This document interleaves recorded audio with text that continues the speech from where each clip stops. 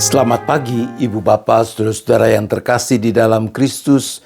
Bersyukur untuk kasih setia dan pemeliharaan Tuhan yang memungkinkan kita memasuki hari baru ini. Bahkan sekarang kita boleh kembali dipersekutukan di dalam persekutuan doa pagi GKI Gading Indah. Mari kita awali dengan memuji nama Tuhan dari Kidung Jemaat nomor 402. Ku perlukan juru selamat. Kita menyanyikannya bersama-sama dengan sahabat-sahabat dari kanal Leni Hospita Purba.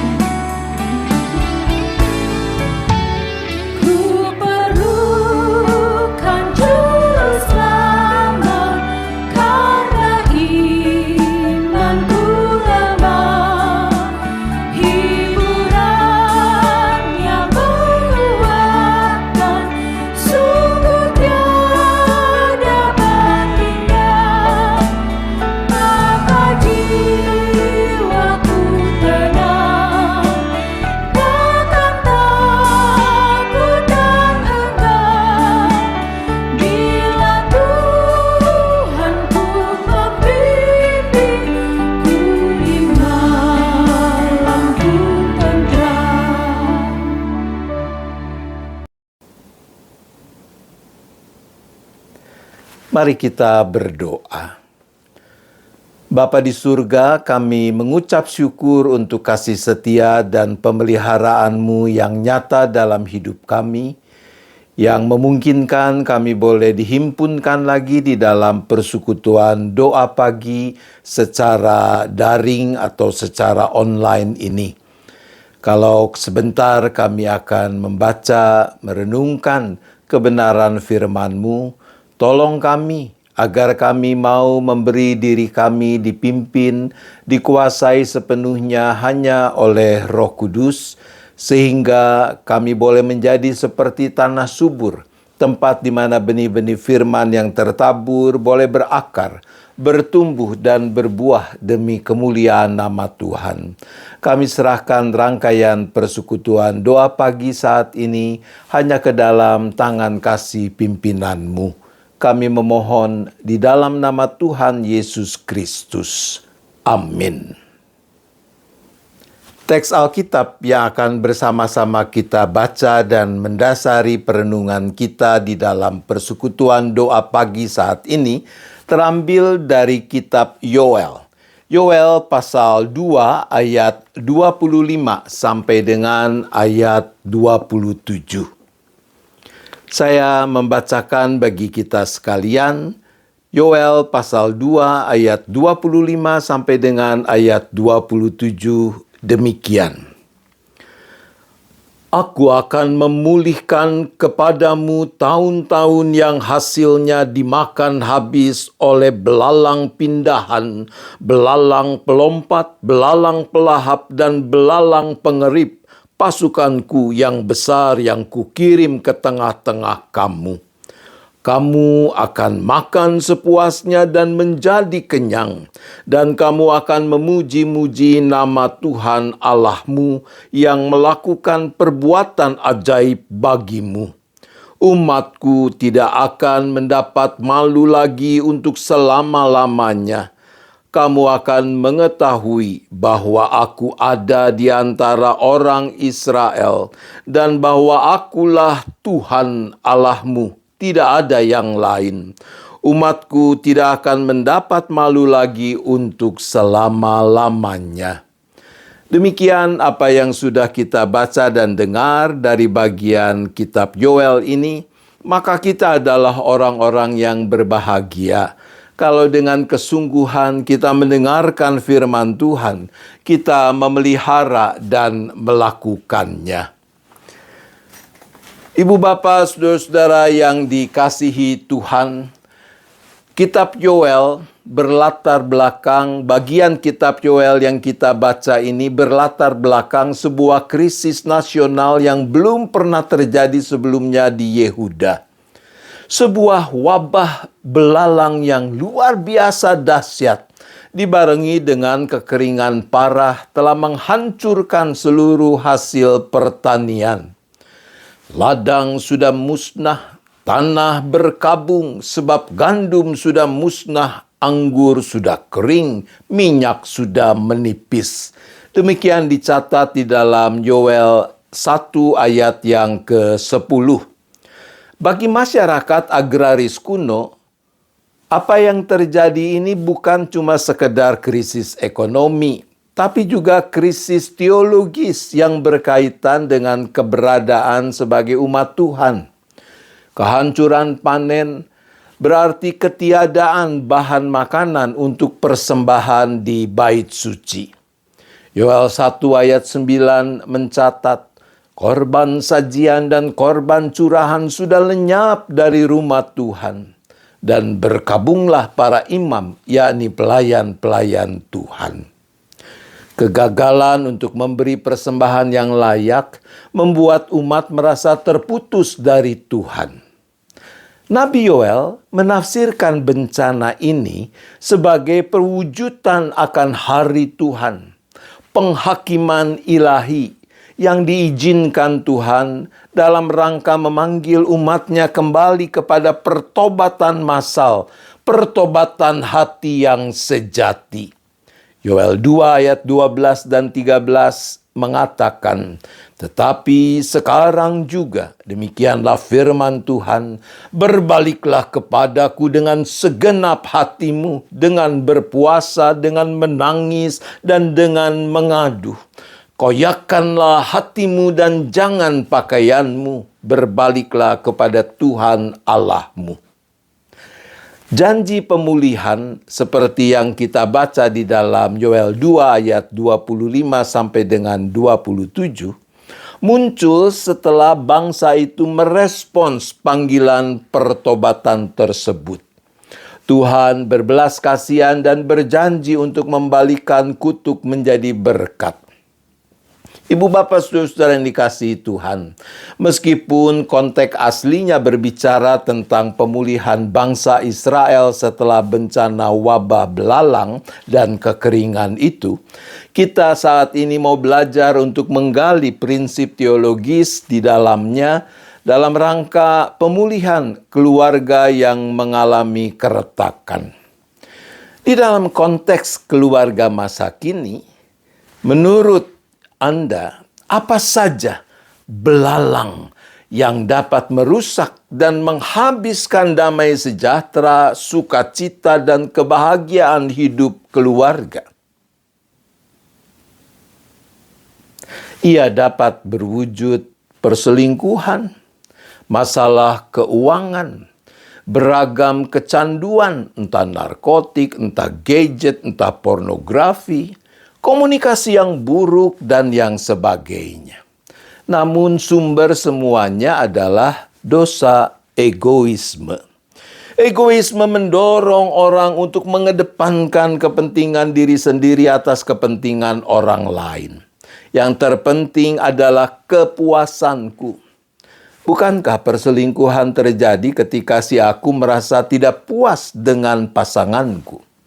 Bukankah kegagalan membangun komunikasi yang sehat di antara anggota keluarga adalah karena masing-masing lebih suka menikmati aktivitasnya sendiri? Bayangkan sebuah keluarga yang duduk di ruang keluarga. Sang ayah sibuk membalas email kerja. Sang ibu asik melihat berbagai media sosial dan anak-anak asik bermain dengan game online. Tidak ada pertengkaran fisik, tidak ada teriakan, namun ada belalang yang tak terlihat yang bernama distraksi digital, gangguan digital, yaitu keterikatan pada gadget dan dampaknya silent treatment, aksi saling mendiamkan yang memakan habis kehangatan komunikasi antara mereka. Perlahan tapi pasti, mereka menjadi orang-orang asing yang tinggal di bawah satu atap. Belalang-belalang ini seringkali memakan tahun-tahun kebersamaan yang seharusnya indah, mengubahnya menjadi tahun-tahun yang penuh air mata dan penyesalan.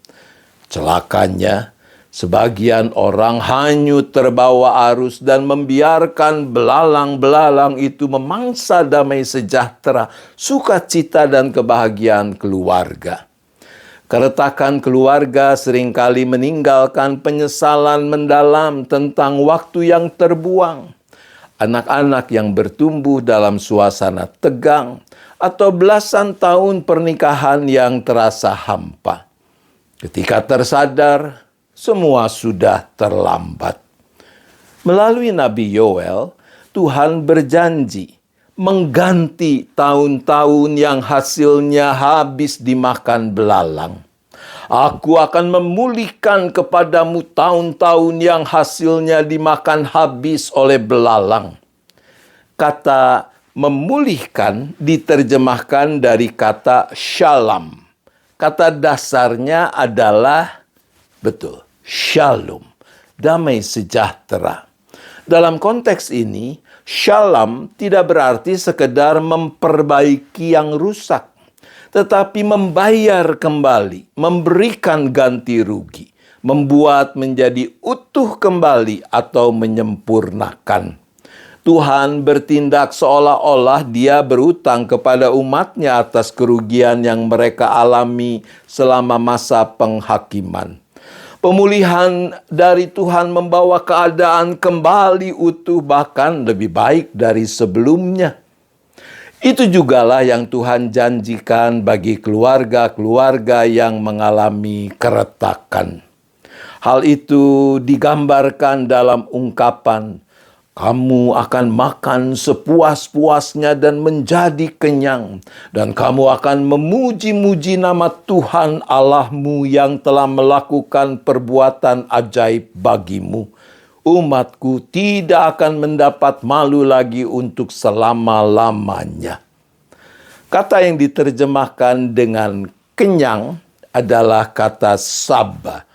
Artinya dipuaskan secara berkelimpahan sampai tidak menginginkan dan tidak memerlukan apa-apa lagi. Dengan ini mau ditegaskan bahwa Tuhan tidak hanya memberi makanan sekedar agar mereka bisa bertahan hidup, tetapi Ia memberi dengan kelimpahan. Rasa lapar, ketakutan selama bertahun-tahun dihapuskan oleh kepuasan yang datangnya dari Tuhan. Kehampaan yang menyakitkan dalam keluarga retak akan diganti dengan kepenuhan damai sejahtera, sukacita, dan kebahagiaan. Pemulihan yang Tuhan lakukan membuat umat tidak akan mendapat malu lagi untuk selama-lamanya. Kata Ibrani untuk malu di sini adalah bosh, artinya dipermalukan, kecewa atau kehilangan muka. Di Timur Tengah kuno, ketika sebuah bangsa dilanda kelaparan atau kekalahan dalam peperangan, bangsa-bangsa di sekitarnya akan mengejek dan menganggap bahwa dewa pelindung bangsa itu lemah. Israel merasa bosh, malu, dipermalukan karena mereka menjadi bahan celaan bangsa-bangsa lain. Anda bisa membaca itu dalam ayat yang ke-17. Keluarga yang mengalami keretakan relasi dan halnya diketahui oleh orang banyak bisa jadi mengalami juga cemooh, ejekan yang mempermalukan mereka. Janji bahwa mereka tidak akan malu lagi untuk selama-lamanya adalah pemulihan kehormatan dan nama baik. Dalam kenyataan, keretakan keluarga itu sangat menyakitkan dan seringkali terasa mustahil diperbaiki. Sama seperti ladang yang telah habis dimakan wabah belalang. Ada luka-luka, keretakan yang akan meninggalkan bekas-bekas yang mungkin tidak akan hilang. Lalu bagaimana dengan realisasi pemenuhan janji-janji Tuhan di atas? Anda pernah mendengar istilah kintsugi? Kintsugi adalah seni kuno Jepang memperbaiki keramik yang pecah menggunakan perekat yang dicampur dengan logam mulia. Konon ceritanya shogun yang berkuasa di Jepang pada zaman itu, Ashikaga Yoshimitsu, tahun 1358 sampai 1408, pernah memecahkan mangkuk teh kesayangannya. Mangkuk itu unik, tidak bisa diganti. Jadi alih-alih membuangnya, ia mengirimnya ke Cina untuk diganti atau diperbaiki.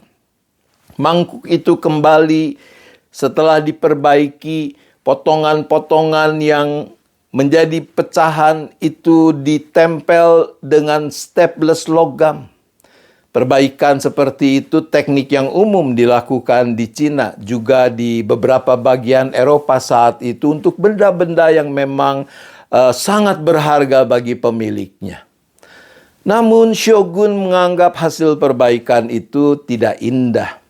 Maka shogun meminta para pengrajinnya sendiri mengatasi situasi ini dengan mencari dan menemukan metode untuk membuat sesuatu yang indah dari benda yang mengalami kerusakan tanpa perlu menyamarkan kerusakannya.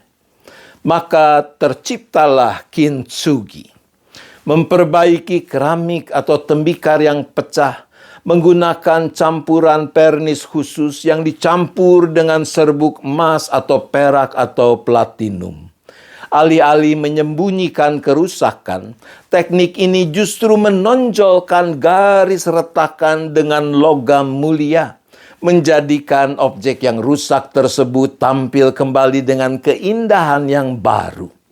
Mangkuk yang pecah itu tidak kembali mulus seperti semula, melainkan menjadi jauh lebih indah, bernilai tinggi dan kuat karena garis-garis emas yang menghiasinya.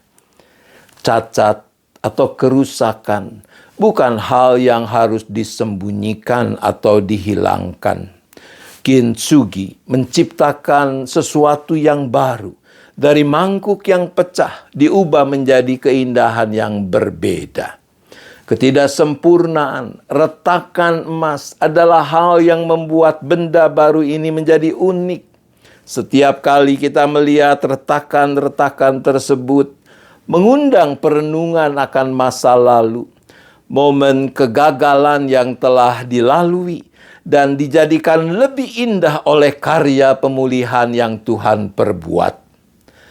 Tapi untuk mengalami semua itu tentu harus ada respons yang benar dari pihak kita.